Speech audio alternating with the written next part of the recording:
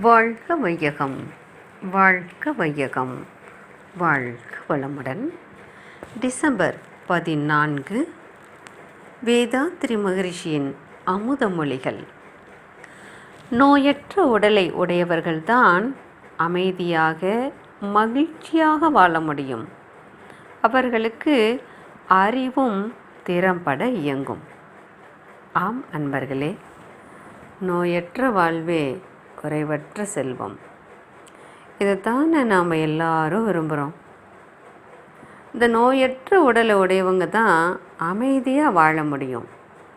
அவங்க அறிவு திறம்பட இயக்கும். குடும்பத்தில் யார் ஒருவர் உடல் நலம் இல்லைன்னா அந்த குடும்பமே அமைதி இழந்து தவிப்பது நம்ம எவ்வளோ பார்த்துருக்கோம். இந்த குடும்பத்தில் ஒவ்வொருவரும் நோயற்று வாழணும். இந்த கொரோனா பிரச்சனை எடுத்துக்கோங்களேன். இப்போ எத்தனை பேர் துன்பப்படுறத நம்ம கண் முன்னாடி பார்க்குறோம். இதை பார்க்கும்போது ஒவ்வொருவரும் படும் துன்பத்தை பார்க்க பார்க்க நம்முடைய மனமும் கெட்டு அவர்களை நினைத்து வருந்தி இந்த உலகமே ஸ்தம்பித்து நிற்கக்கூடிய அளவுக்கு உடலும் மனசும் சோம்பி கிடக்குது பார்த்திங்களா. அதையெல்லாம் இல்லாமல் வேதாத்ரி மகரிஷி அவர்களின் எளிய முறை உடற்பயிற்சியை தினமும் செஞ்சோம் உடல் நலம் காத்து நோயின்றி வாழலாங்க. நமது உடம்பு பஞ்சபூதங்களால் ஆனதுங்க. இதில் ஆகாசம் அப்படிங்கிற விண் தான் நம்ம உடம்புக்குள்ள உயிராகவும், நிலம் பரு உடலாகவும், மற்ற 3 பூதங்களுக்கு இடையே காற்றோட்டம், வெப்ப ஓட்டம், இரத்த ஓட்டமாகவும் இருக்குதுங்க. இதை தாங்க பஞ்சபூதங்களில் நிலம், நீர், நெருப்பு, காற்று, விண்ணுன்னு சொன்னோம். மேலும் இந்த உயிரில் இருந்து வரும் காந்த அலை தாங்க பருவுடலை பிடித்து வைத்திருக்கு.